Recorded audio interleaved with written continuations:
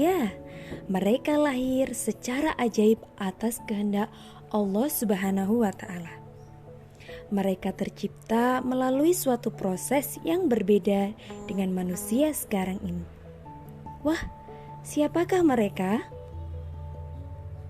Ya, benar sekali. Mereka adalah Nabi Adam dan Siti Hawa. Adam adalah manusia pertama sekaligus nabi pertama. Sedangkan Hawa adalah istri dari Nabi Adam. Jadi, Adam dan Hawa adalah nenek moyang dari miliaran manusia yang ada di muka bumi ini. Nah, adik-adik pasti penasaran kan bagaimana ceritanya? Yuk, kita ikuti bagaimana asal muasal terciptanya Adam dan Hawa. Pada masanya, bumi yang kita tinggali sekarang ini tak berpenghuni sama sekali. Tidak ada seorang pun yang hidup di planet ini. Mengapa?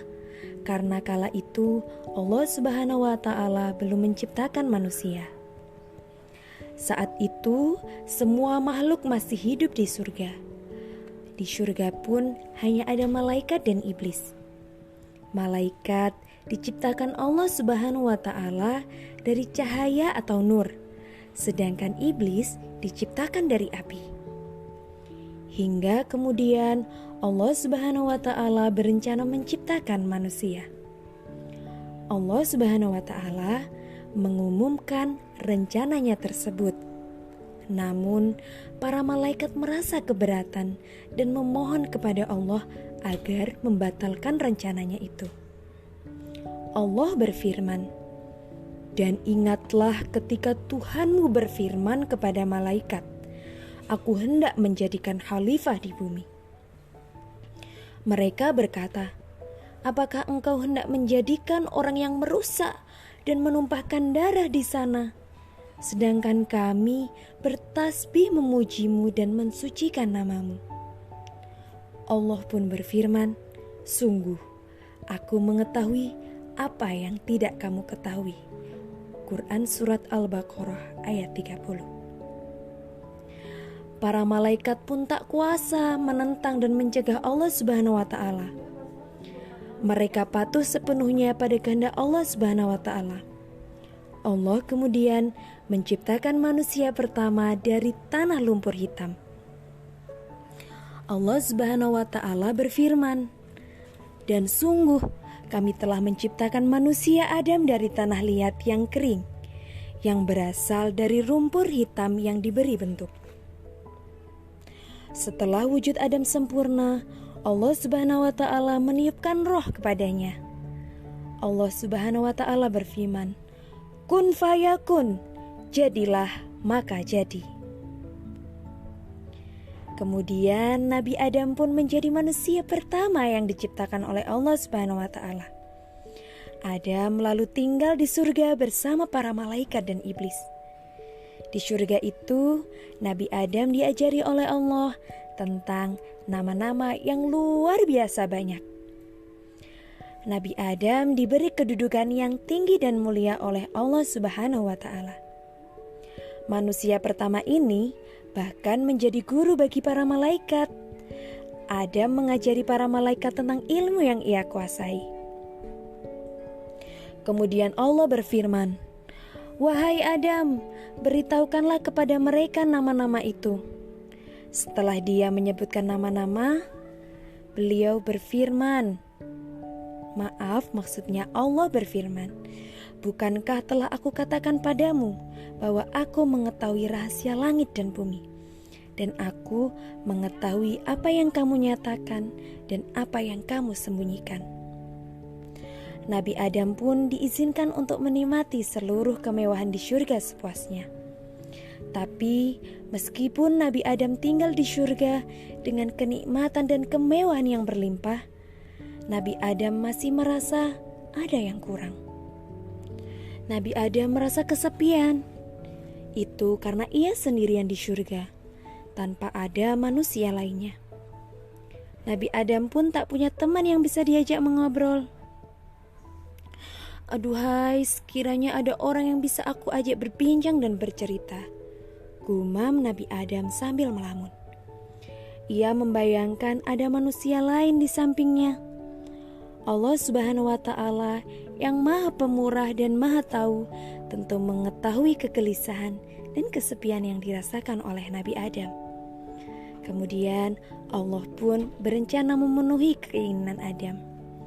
Allah menciptakan teman untuk Adam yang bisa berbincang-bincang dengan Adam dan menemani hari-hari Nabi Adam di surga.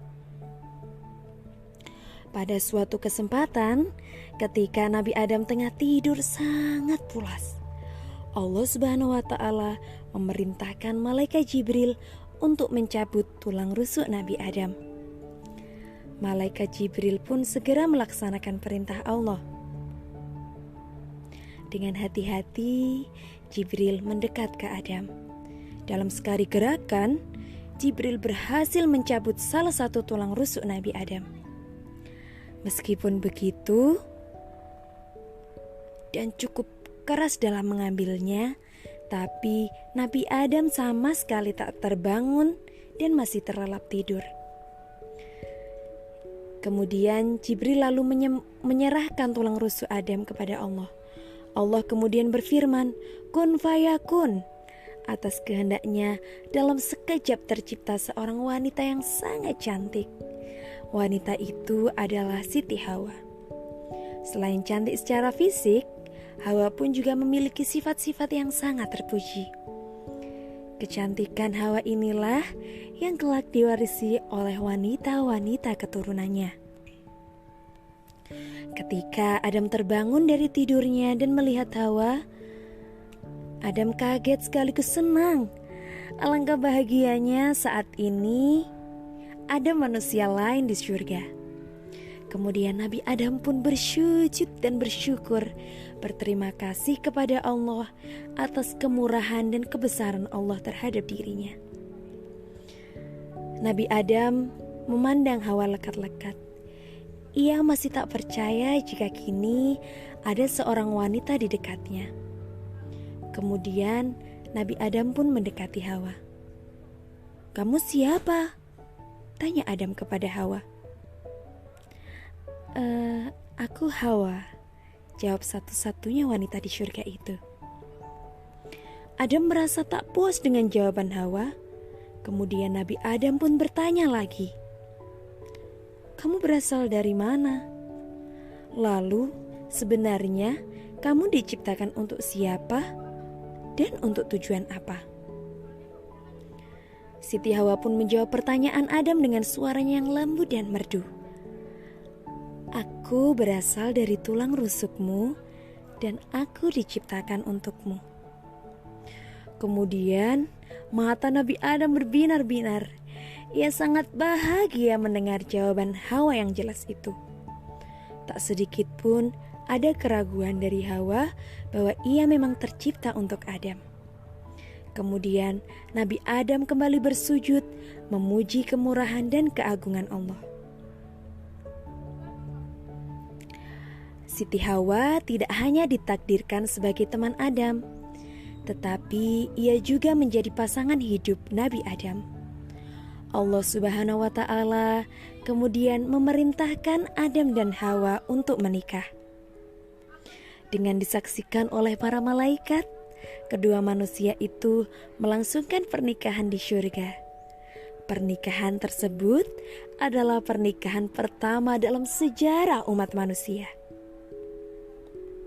Dan kami berfirman, "Wahai Adam, tinggallah engkau dan istrimu di dalam syurga, dan makanlah dengan nikmat berbagai makanan yang ada di sana sesukamu. Tetapi janganlah kamu dekati pohon ini, nanti kamu termasuk orang-orang yang zalim." Setelah pelaksanaan pernikahan itu, Nabi Adam merasa sangat bahagia. Ia tak lagi kesepian. Kini ada Hawa yang selalu mendampinginya, berada di sisinya setiap waktu. Mereka berdua pun berjalan-jalan, menikmati segala keindahan, kemewahan, dan kenikmatan syurga. Tak lupa mereka bersyukur kepada Allah Subhanahu wa Ta'ala. Allah memang mengizinkan mereka untuk menikmati apapun yang ada di syurga, kecuali satu, yaitu buah pohon khuldi. Sebelumnya, iblis telah dikutuk oleh Allah Subhanahu wa Ta'ala karena menolak tunduk dan bersujud kepada Adam. Iblis pun bertekad untuk menghasut Adam. "Aku harus bisa menjerumuskan Adam pada perbuatan dosa, perbuatan yang bisa membuat Allah murka kepadanya," pikir iblis. Iblis pun merencanakan segala tipu dayanya oleh Allah. Iblis memang diizinkan untuk menjerumuskan Adam dan anak keturunannya. "Hai Adam, kemarilah. Lihatlah buah pohon ini," ucap iblis sambil menunjuk pohon khuldi yang sedang berbuah lebat dan ranum. "Semua yang ada di surga ini sudah pernah kamu cicipi dan rasakan, kecuali pohon ini. Apakah kamu tidak tertarik sama sekali? Amatilah, buah ini terlihat begitu lezat," rayu iblis.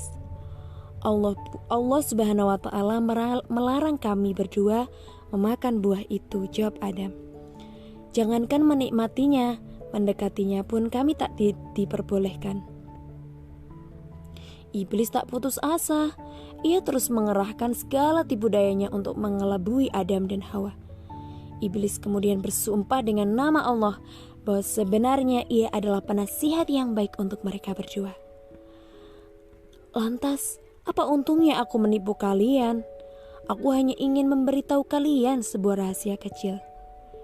Tahukah kalian bahwa sebenarnya buah itu dapat membuat kalian tinggal abadi di surga ini? Itu jika kalian berani memakannya. Demi Allah, itulah kenyataan sebenarnya yang aku tahu," kata iblis. Mendengar iblis bersumpah dengan nama Allah, Adam dan Hawa pun akhirnya percaya. Mereka kemudian memakan buah terlarang tersebut. Mereka tak sadar jika mereka telah terperangkap tipu daya iblis. Iblis pun tertawa. "Oh ya Allah, ampunilah kami," kata keduanya setelah mereka sadar bahwa mereka ditipu oleh iblis. Keduanya berkata, "Ya Tuhan kami telah menzolimi diri kami sendiri. Dan jika Engkau tidak mengampuni kami dan memberi rahmat kepada kami, niscaya pastilah kami termasuk orang-orang yang merugi." Allah mengampuni kesalahan mereka berdua, tapi Adam dan Hawa harus meninggalkan surga dan hidup di bumi. Ya, tempat yang baru dan sangat asing bagi mereka. Tapi begitulah takdir yang telah ditetapkan oleh Allah. Adam dan Hawa menjadi khalifah di muka bumi ini.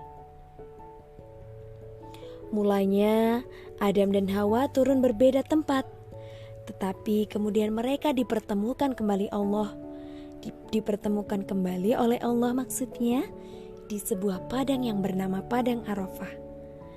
Dan dari keduanya lahirlah anak-anak manusia yang kini tersebar luas dan memenuhi setiap sudut dunia. Nah, hikmah dari cerita Nabi Adam dan Siti Hawa yang bisa kita ambil adalah: pertama, jalankan perintah Allah dan jauhi larangannya. Allah Maha tahu apa yang terbaik untuk kita. Allah itu Maha Pencipta. Dia menciptakan sesuatu dari ketiadaan dalam sekejap. Tinggal mengucap kun fayakun, maka jadilah sesuatu, maka jadi. Kemudian hikmah yang ketiga yang bisa kita ambil, Allah akan mengampuni setiap dosa yang dilakukan oleh seorang hambanya. Oleh karena itu, janganlah kalian berputus asa dan selalu meminta dan memohon kepada Allah agar kalian selalu dalam lindungannya. Seperti itu ya adik-adik. Jadi kalian terus semangat dan jangan berputus asa. Nah, sekian cerita Kak Lail pada malam hari ini. Semangat terus. Terima kasih anak-anak, kalian hebat hari ini. Selamat tidur dan jangan lupa berdoa. Sebelum Kak Laili akhiri dengan salam, kakak mau memberikan info bahwa jangan lupa like dan subscribe YouTube terbaru Kak Lail ya. Namanya Lail El Jamil. Like dan subscribe. Sekian, wassalamualaikum warahmatullahi wabarakatuh. Dadah.